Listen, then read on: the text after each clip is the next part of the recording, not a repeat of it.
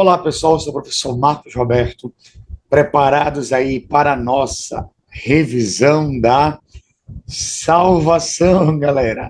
Você sabe que essa revisão aqui, ela é tradicional e ela vai te ajudar, claro, né? Sempre dá uma lida aí no teu livro, tá? Isso aqui é só para te dar uma ajudazinha, tá bom? Então, são 20 questões que a gente vai fazer uma revisão aqui, tá? A primeira questão, ela dizia assim: porque a palavra descobrimento não pode ser usada quando se refere aos povos da América. Pessoal, olha para cá, para tá olhando aí direitinho, pega a sua caneta, pega seu lápis, pega a sua borracha, pega tudo de repente fazer aquelas anotações, tá? Galera, quando a gente fala dessas viagens, tanto de Colombo quanto Cabral, nós temos que entender, tá, que dois países vão financiar cada um. No caso, cada um vai ser financiado por um país. A Espanha vai financiar Colombo e Portugal vai financiar o Pedro Álvares Cabral. Tá? Então, a primeira coisa que a gente tem que lembrar, tá? Então, galera, quando a gente fala sobre isso, tá? A gente tem que lembrar que a palavra descobrimento foi utilizada tanto pelo Colombo, tanto pelo Cabral, dando uma ideia de heroísmo, entendeu? Dando uma ideia de protagonismo deles. Mas o que a gente tem que olhar, pessoal? A gente só pode descobrir algo se não tem gente morando, não tem gente habitando. Então, a história tradicional era usado muito assim, o descobrimento do Brasil, descobrimento da América. Primeiro, pessoal, que nem era Brasil, no caso de Cabral, tá? E nem era América para o Colombo, tá? Então, geralmente, de uma forma didática, tá? Para o melhor entendimento, as pessoas diziam assim, Colombo descobriu a América. Galera, é claro que não. Claro que os quadros que a gente vê, por exemplo, essa pintura aqui, ó, em 12 de outubro de 1492, a expedição liderada por Cristóvão Colombo chegou a uma ilha que faz parte das Bahamas atualmente. Se a gente pegar aqui esse outro quadro, já é de Cabral, tá? Bem aqui tá ele, ó. Bem aqui, tá? Cabral. Então, dá uma ideia, não é? Que eles chegaram, descobriram, foi algo pacífico. Mas você sabe que a maioria desses quadros foram feitos anos depois. É uma ideia de como foi esse fato, tá bom? Então, pessoal, olha lá. Esse aqui é o Colombo, tá? E esse aqui, no caso, é o Cabral. Resumindo aí, o Colombo estava a serviço da Espanha e o Cabral estava a serviço de Portugal, tá?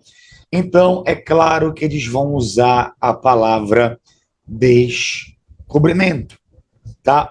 Por exemplo, você sabe que o próprio Colombo, qual era a ideia dele? Chegar às Índias por uma outra rota. Errou, tá? Ele não chegou às Índias. A mesma coisa o Cabral. Queria uma outra rota para chegar às Índias e errou, tá bom? Então, por que é interessante a gente lembrar disso? Olha só, tá olhando esse mapa aí? Olha para cá. Onde você tem aqui, ó, em vermelho, são as viagens, no caso aqui de Colombo. Então, ó, Colombo vem, opa, chegou neste local. Pessoal, isto aqui, ó, não era chamado América, tá? Isso aqui vai ser chamado depois de Novo Mundo, entendeu? tá? Se a gente pegar aqui, ó, em amarelo, ó, Cabral. Cabral vai chegar aqui, tá? Aonde era é onde é Porto Seguro, próximo ali da Bahia, tá bom?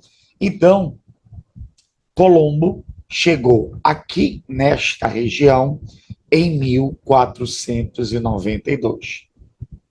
Cabral vai chegar nessa região em 1500. Tá dando para entender, pessoal? Então, eles não foram os únicos. Você vai ter aqui, ó, Vasco da Gama, Fernão de Magalhães. Percebo que a gente, quando olha os mapas atuais, pessoal, mas eles são, não é bobos, não é? Era tão fácil navegar? Claro que não, pessoal, porque esses mapas aqui são atuais. Mas olha como eram os mapas antigamente. Dá uma olhadinha aí. Olha como eram os mapas. Então, muitos deles olhavam para o astrolábio, não é? Que era um aparelho que eles se guiavam pelos astros, não é? Ou pela bússola, mas eles não tinham ideia para onde eles estavam indo. Entendeu? Professor, então tá certo. Não é? Então eles vão descobrir o local. Não, gente. Já tem gente morando. Então eu não posso falar de descobrimento. Claro que não. Tá? Olha lá, por exemplo, olha esse mapa mundi aí. Tá? O mapa mundi. Olha aqui, ó.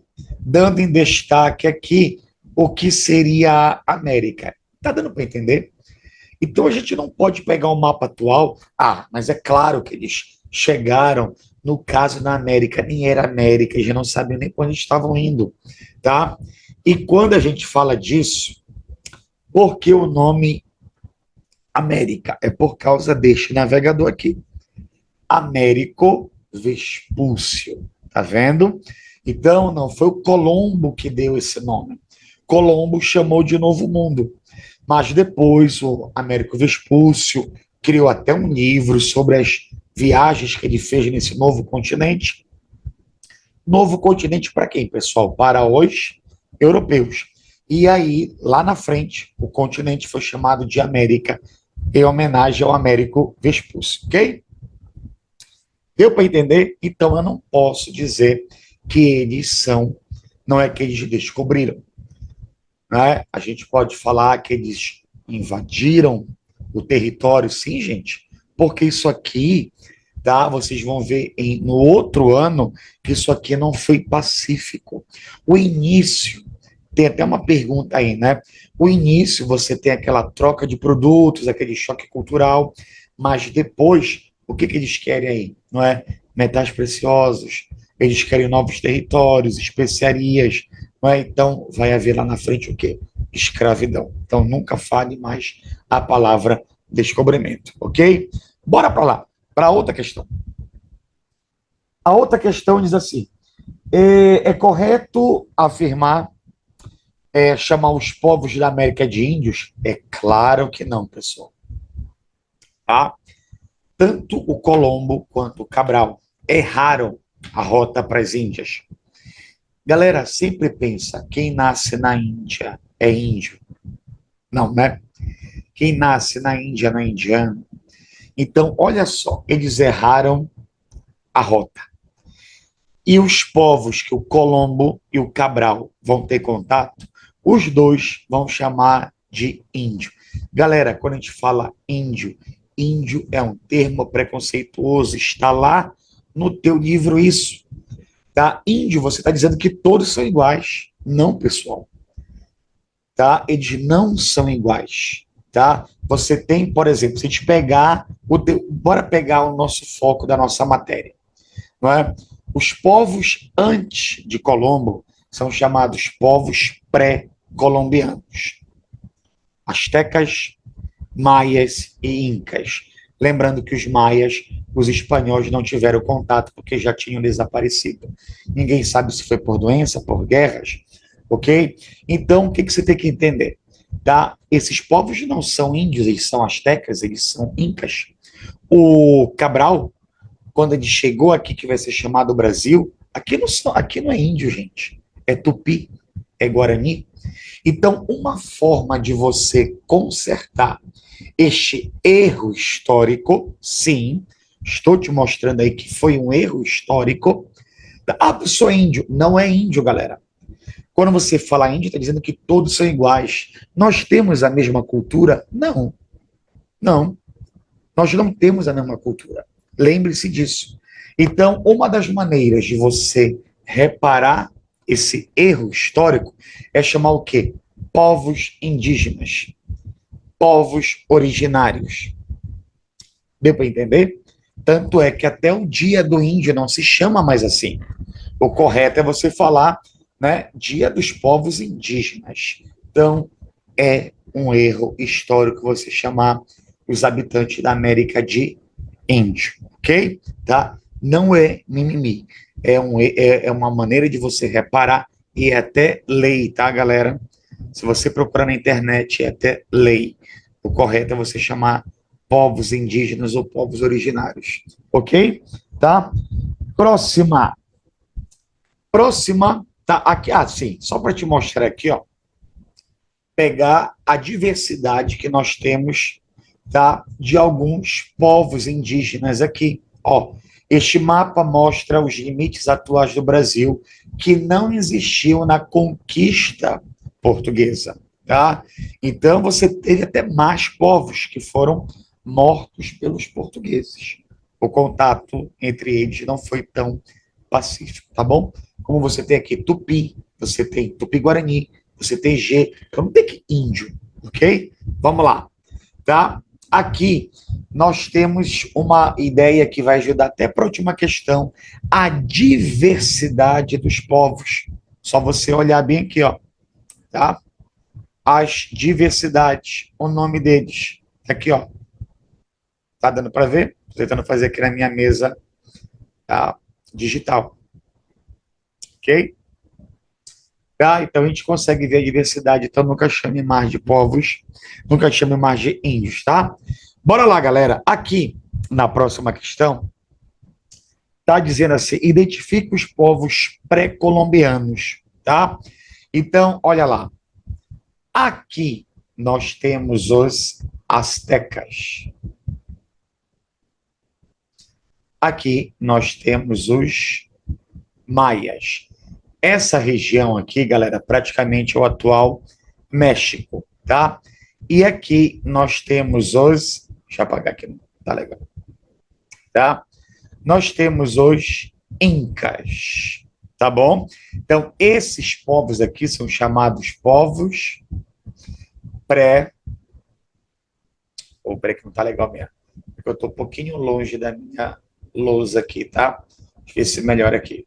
Chamados pré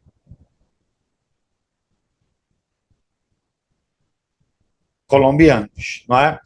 O Cabral, ele vai ter contato para cá, tá bom? A conquista portuguesa, primeiramente, vai ser pelo litoral. Vocês vão aprofundar mais isso no próximo ano, tá? Então, a gente chama esse grupo aqui de pré-cabralinos. Deixa eu ver se eu melhoro aqui, fica minha escrita aqui, peraí. Deixa eu colocar aqui, pré-cabralinos, ou seja, antes de Cabral. Então é legal a gente ter uma ideia, identificar esses povos, tá? Lembrando que os espanhóis não vão ter contato com os maias, e sim com astecas e com os incas, tá? Próxima diz assim, deixa eu ver, explica a função dos chinampas e dos quipos, não é? Olha aí, galera. Então, aí nós temos uma imagem, uma representação do que são os chinampas. Chinampas é uma técnica, tá, criada pelos astecas, tá? Lembra que eram regiões bastante pantanosas e eles acabaram criando essas ilhas artificiais aqui, ó, tá? Essas ilhas artificiais, isso aqui era para quê, gente? Para a agricultura,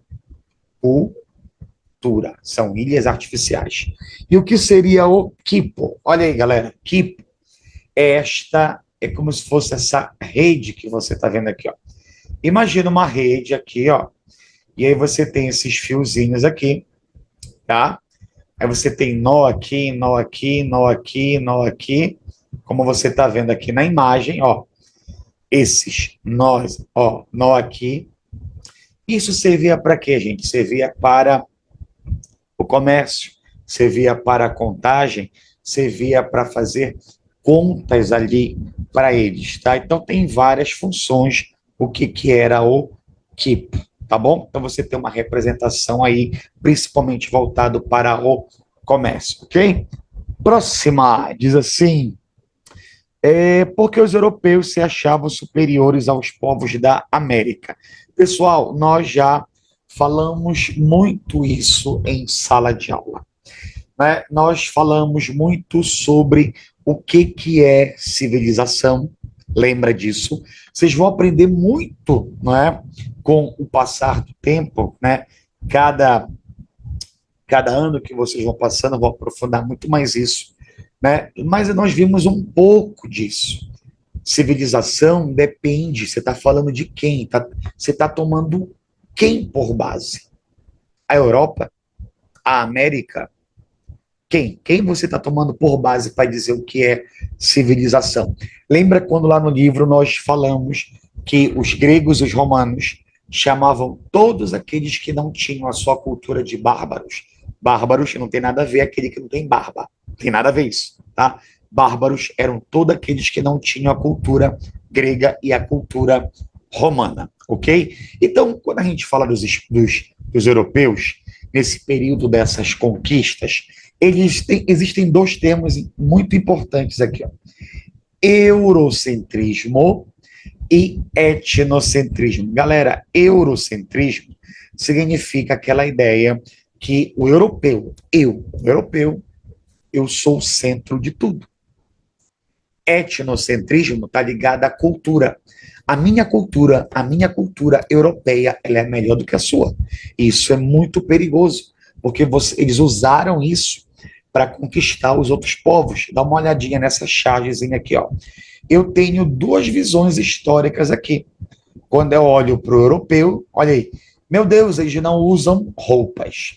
E aqui, quando eu olho para os povos indígenas, olha, eles não usam penas. Bem aqui, ó. Tá? Eles não usam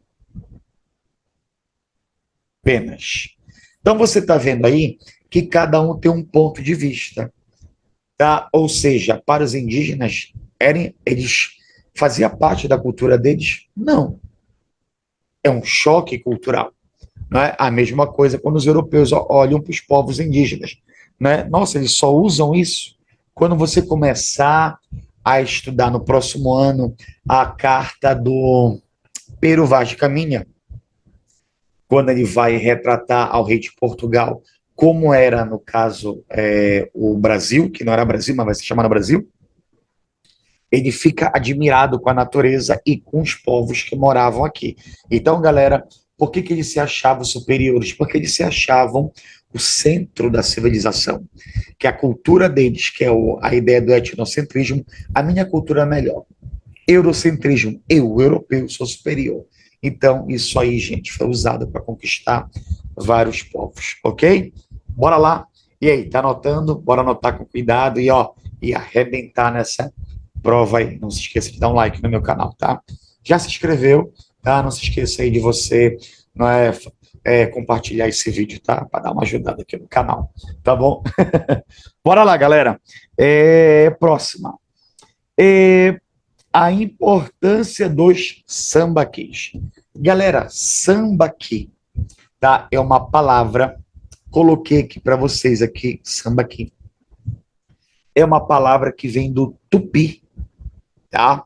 Que é esse acúmulo amontoado de conchas. Peraí, o senhor está dizendo que essa montanha bem aqui, isto aqui é conchas. Sim, galera, conchas. Então, por isso que quando os pesquisadores, arqueólogos, não é, antropólogos começaram a olhar, analisar esses locais, esses povos foram denominados de povos dos sambaquis. Uma dica, olha para cá para o mapa, gente. Os sambaquis são encontrados principalmente no sul do Brasil, não no norte, não no nordeste, no sul, tá? Guarda isso que é muito importante, tá? No sul do Brasil. Esse som tá legal aqui. Tá? Guardado aí no sul do Brasil. Então, toma cuidado aí para você não achar que você é no norte ou no nordeste, tá? Então, gente, qual a importância? Eu consigo encontrar aqui vestígios. Eu consigo encontrar aqui restos de animais, ossos de animais. Eu consigo encontrar aí, né, objetos aqui. Então, isso é um sítio arqueológico que dá para saber como, por esse amontoado de conchas, eu consigo saber como era o estilo de vida deles. Tentar entender que eles eram principalmente pescadores aí, coletores, tá? Então, eu consigo entender a vida como eram desses povos analisando, tá? Esses vestígios aqui, chamados sambaquis, ok? Bora para a próxima. Aponte as características da cultura marajoara. Galera, olha só, né? Nós falamos isso no seu livro, tem no seu livro, tá? Principalmente quando a gente fala da cerâmica. Tá aqui, ó. Cerâmica marajoara. Eu sempre falo para vocês. Eu posso não gostar da minha cultura, mas eu não posso dizer que ela não é importante, tá? Então aí a cerâmica era utilizada para quê? Utilizada para guardar sementes, para guardar alimentos, como nós vimos no livro de vocês, não é? Para guardar cinzas de pessoas, cinzas de entes queridos, tá bom? Então toma cuidado aí, tá? Sobre a cultura marajoara, tá? Ligado principalmente à cerâmica. Próxima. Diz assim, questão 8. Explique as características da religião dos astecas, maias e incas. Galera, eu coloquei aí para vocês deuses que representam, não é, os astecas, que representam aqui no caso os maias e aqui representam os incas.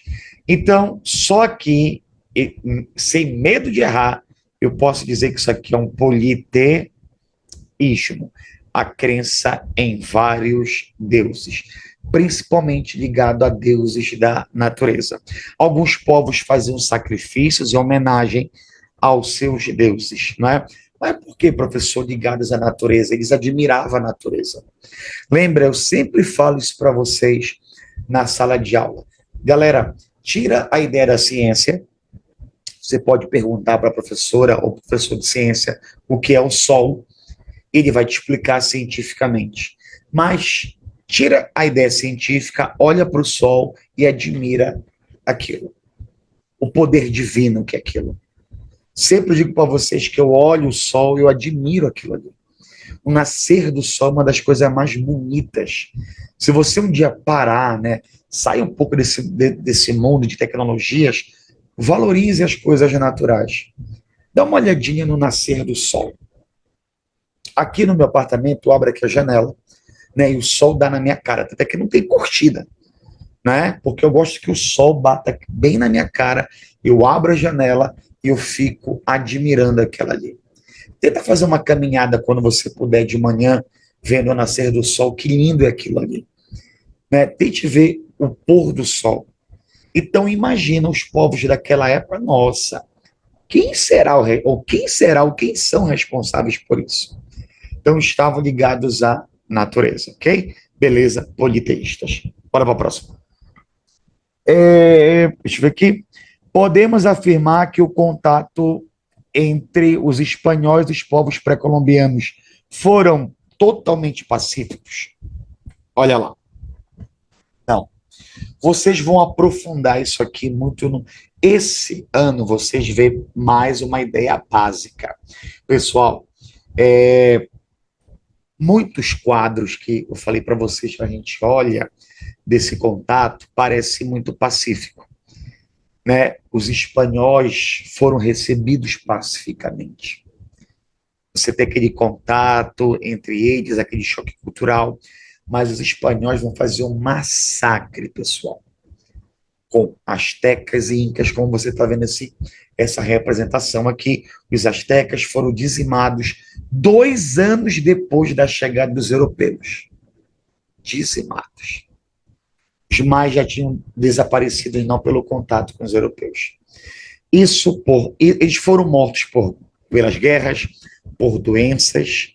Então você vê que não foi totalmente o que pacífico. Houve muita violência.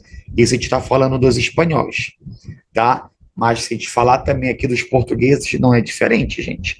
Não tem nada pacífico, não. Tá? Vai ser bastante violento também, tá? Tem aquele início daquele contato, mas depois vai ser muita violência, ok? Próxima. Analise as verdadeiras intenções dos europeus, no caso aqui Espanha e Portugal, em suas viagens de conquista. Pessoal, olha lá. O que eles queriam, hein? Tá? Eles querem riquezas. Tá? Aqui no caso, estou te colocando aqui, eles querem especiarias, como você está vendo aqui, ó, especiarias que tinha muito onde na Ásia, por isso que eles queriam ir para lá. Tá? Então, eles querem o quê, gente? Especiarias, como, por exemplo, mostarda, canela, não é? Pimenta, tá? Que isso era utilizado para dar gosto, era utilizado como medicamento, tá? Ou seja, especiarias é uma das explicações. O que eles queriam também aí, pessoal? Metais preciosos, eles queriam novos territórios. Então, essa é a intenção deles. Não é vir para cá e olhar, nossa, que povo interessante, vou proteger. Não era essa a ideia, ok? Bora lá. Próximo. Fala sobre os. Décima primeira. De que maneira o Estreito de Bering é importante para a história da América? Pessoal, lembre-se, tá? É a mesma coisa que eu falo para vocês. Isso aqui é o mapa atual. Por isso que fica mais fácil você entender. Então, lembre-se, até que você prove ao contrário para a ciência, tudo começou aqui na África, porque os fósseis mais antigos estão onde? Na África. Lembra que aqui nós temos um dos fósseis bastante antigos do mundo, não é? Que foi batizado de Lucy, porque os pesquisadores na década de 70 estavam ouvindo a música dos Beatles, lembra? Lucy and the Sky with Diamonds, né? E eles batizaram, não é, os vestígios que eles encontraram, o crânio, não é, os restos mortais de Lucy, tá bom? Então, esses povos eram nômades, eles foram migrando, lembrando que não era chamado Ásia, não era chamado Sibéria, não, isso aqui é uma explicação mais atual, mais contemporânea, ok? Tá?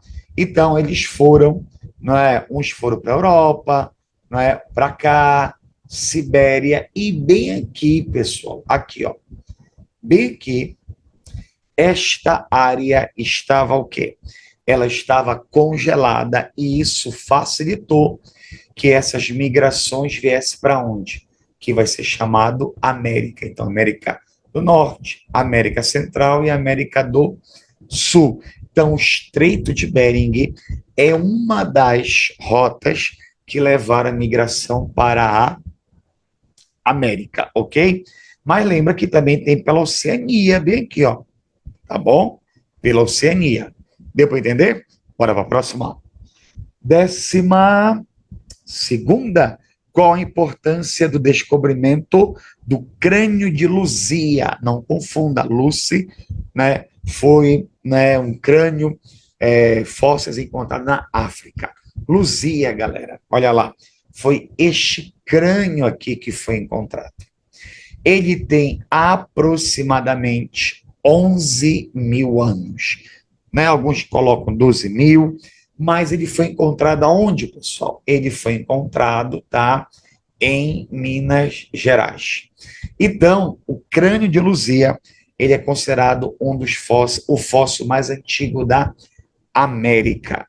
Então, por isso que ele pega, não é, faz referência a Lucy, quanto Lucy, né, é considerada um dos fósseis mais antigos do mundo, a nossa Luzia, Lucy, da África, Luzia daqui, no caso da América, no caso aqui de Minas Gerais, tá? É chamado Luzia. Então, os pesquisadores pegam esse crânio, leva lá para a Inglaterra, e a Inglaterra cria essa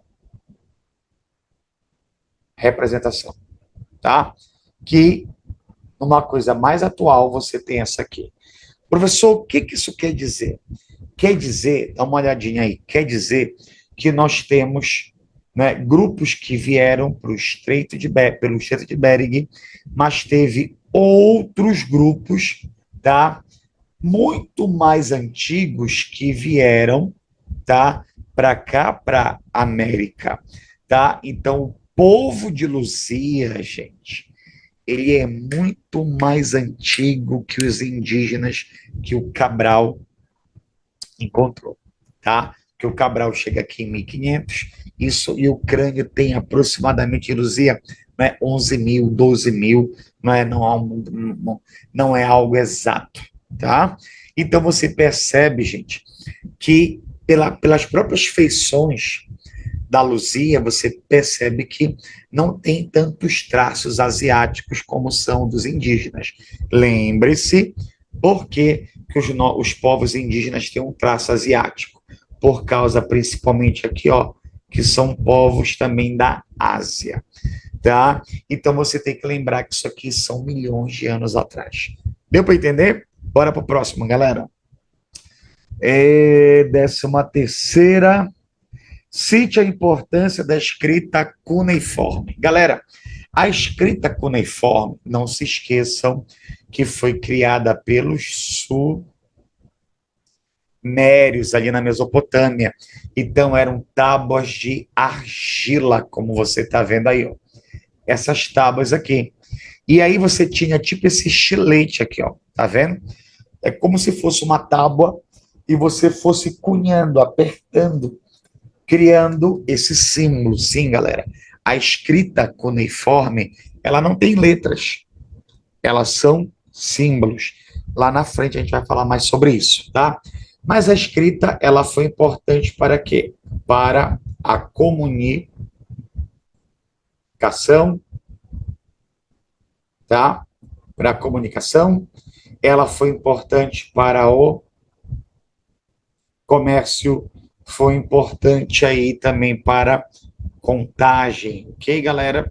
Tá? Então, isso aí, até que se prove ao contrário, os sumérios criaram a escrita cuneiforme aproximadamente aí há 4 mil anos antes de Cristo, ok? Próxima.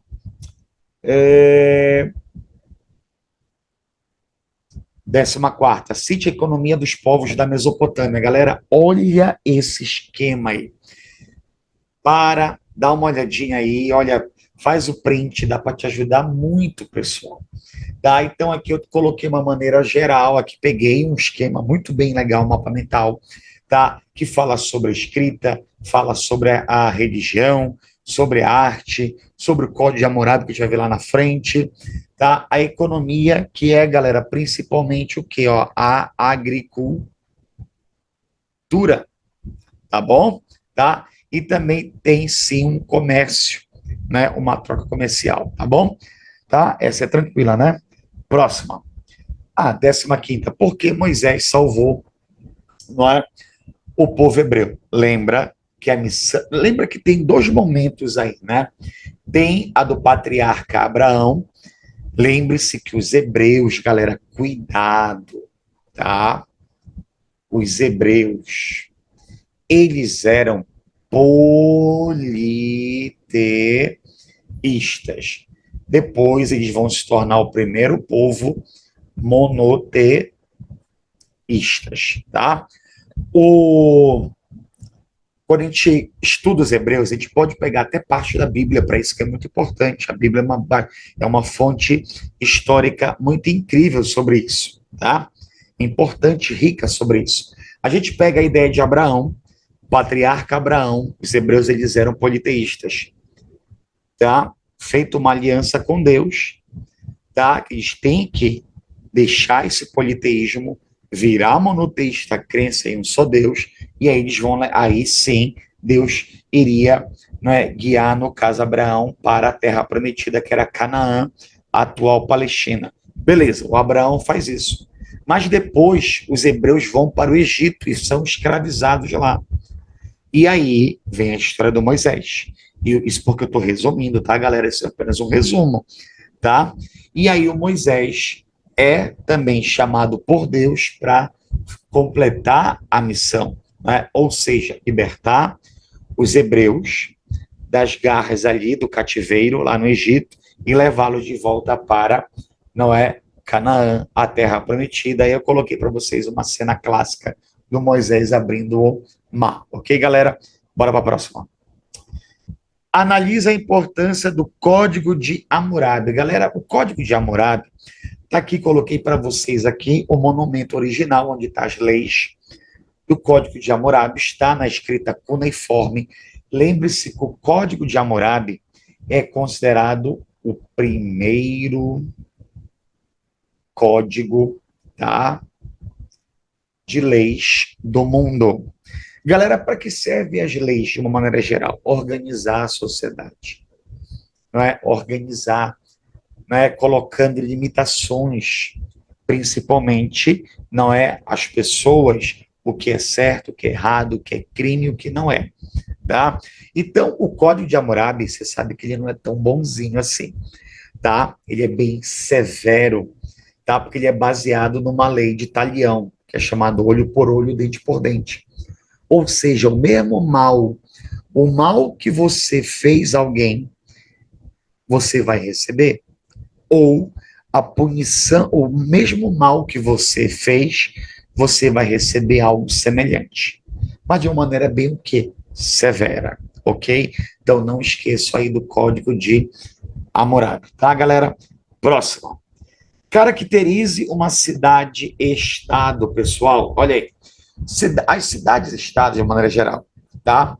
Ela é bem fácil, tranquila, isso você já viu, já fizemos questões sobre isso, tá? Elas são cidades autônomas, elas têm a sua própria política, vai anotando aí, tá? São autônomas, têm as suas próprias políticas, ou seja, têm as suas próprias leis, sua própria economia, como eu coloquei aí para vocês, ó. Você tem Ur, Eridu, Lagash, Ur, Nippur, não é? São algumas cidades sumérias e elas são cidades-estados. A gente vai falar isso também lá na Grécia, que existe muitas cidades-estados também. Então, lembrando que elas têm uma independência entre elas, ok? Uma autonomia política, beleza? Próxima. Explique a função da crescente fértil. Galera, crescente fértil, tá? É esse desenho aqui, ó, que parece uma meia-lua, ó. Lembra? Já fiz isso em sala de aula, acho bacana fazer esse desenho aqui, ó. Estou fazendo aqui na mesa digital, tá? Olha lá. Opa, aqui tá podre. Vamos lá, aqui. Outro. Ixi, isso eu completo aqui, legal. Peraí. Melhorou, né? Então, a crescente fértil, gente, esta área que você vê aqui, que parece essa meia-lua aqui, ó, ela é uma área, tá, excelente para a agricultura. Porque se a gente pegar, no caso aqui, ó, a Mesopotâmia, tá aqui a Mesopotâmia, que é chamado Terras entre Rios, a Mesopotâmia ela é cercada por dois rios, no caso Tigre e o Eufrates. Quando a gente pega o Egito aqui, a gente vai falar no próximo capítulo, você tem o rio Nilo. Então, são áreas boas para a agricultura, áreas férteis. Próxima. A escrita cuneiforme era formada por letras?